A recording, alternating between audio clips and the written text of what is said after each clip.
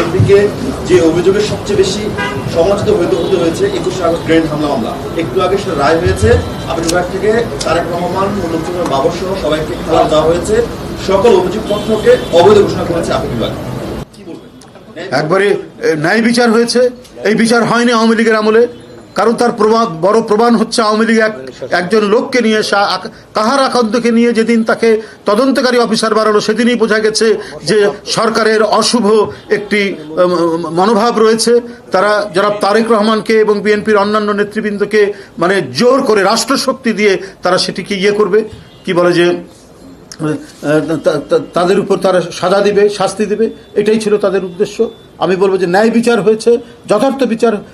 আমি মনে করি যে আপিল বিভাগ যথার্থ বিচার করেছেন, ন্যায় বিচার হয়েছে এবং আমরা দীর্ঘদিন রাজনৈতিক সংগ্রাম এবং ন্যায় বিচারের জন্য যে সংগ্রাম করেছি তার কিছুটা হলেও আজকে প্রতিফলন হয়েছে। ধন্যবাদ।